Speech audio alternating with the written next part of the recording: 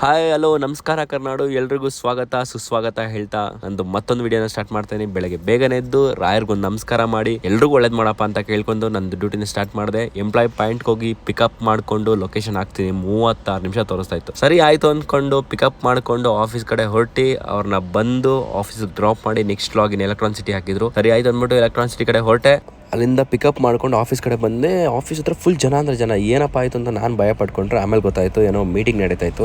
ಸರಿ ಆಯ್ತು ಅಂದ್ಬಿಟ್ಟು ಅಲ್ಲೆಲ್ಲ ನೋಡಿಕೊಂಡು ತುಂಬ ಜನ ಇದ್ದರು. ಫುಲ್ ಏನೇನೋ ಮೀಟಿಂಗ್ ಮಾಡ್ತಾಯಿದ್ರು. ಸರಿ ಆಯ್ತು ನಮಗೇನಕ್ಕೆ ಅಂದ್ಬಿಟ್ಟು ಹೋಗ್ಬಿಟ್ಟು ಎಂಪ್ಲಾಯ್ನ ಡ್ರಾಪ್ ಮಾಡಿ ಇಷ್ಟು ವರ್ತೂರ್ ಕಡೆ ಒಂದು ಲಾಗೌಟ್ ಹಾಕಿದ್ರು.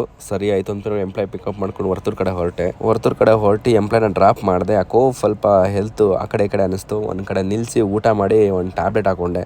ಸರಿ ಟ್ಯಾಬ್ಲೆಟ್ ಹಾಕೊಂಡು ಆ ಕಡೆಯಿಂದ ಬರ್ತೀನಿ. ನೆಕ್ಸ್ಟು ರೋಡೆಲ್ಲ ಸಕ್ಕದಾಗಿದೆ ಗುರು. ನೋಡುಗರು ಹೆಂಗೈತೆ.